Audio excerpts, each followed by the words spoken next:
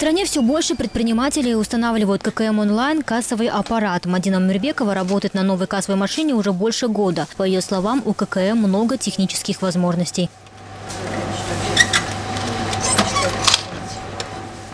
Мисалы, бизден бул жаңы коюлган программанын оңой жагы бул бир чыгат. Биз мисалы үчүнчү жана экинчи кассадан эки машинка менен иштесек, бул жерде бир эле аппарат менен. Если ранее мы работали на 2 аппаратах, то сейчас хватает одного. Например, вы видите, я провела товар через ККМ, сразу же вышел контрольный чек. Еще один плюс то, что в конце смены он выдает полный отчет о наличных и безналичных покупках.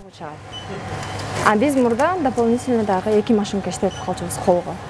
Бизге ошонусу менен жакшы, анан баягы кечинде отчет чыкканда биз бул жерден өзүңүздөр көргөндөй Z-отчетты басканда эле баардык суммасы наличка, безналичка чогуу чыкпак. Данный магазин начал работать на ККМ с октября прошлого года, когда стартовал пилотный режим. Как говорит управляющий, благодаря расширению функциональных возможностей теперь нет необходимости предоставлять налоговые отчеты в бумажном виде. Это обеспечивает прозрачность и пресечение теневой деятельности между государством и предпринимателем. Как только аппарат установили, она вместе связана с программой, прямо выходит один чек и быстро она, самая операция, быстро происходит, и в результате стало очень удобно. Также сдавать налоговые отчеты очень удобно, там все расписано, сколько было выручки за месяц. Мы как плательщики НДС, нам очень удобно, там все сразу высчитывается.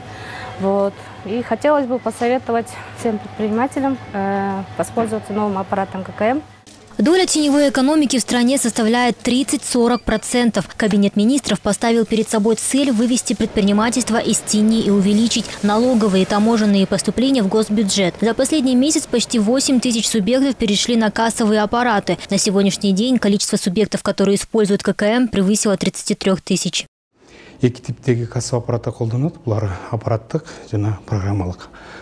В настоящее время используются 2 вида ККМ. 20 тысяч субъектов предпринимательства работают на аппаратном, а более 12 тысяч используют программную форму ККМ. Программные предназначены для различных электронных устройств. На сегодняшний день по новому налоговому кодексу использование данных машинок обязательно. На пилотном уровне ККМ начали внедрять еще в прошлом году. Проекты были запущены в городах Бишкек и Ош. В этом году планируется внедрение ККМ во всех регионах согласно новому налоговому кодексу. Мирим Асаналиева, Бигзат Машрапов, ЛТР, Бишкек.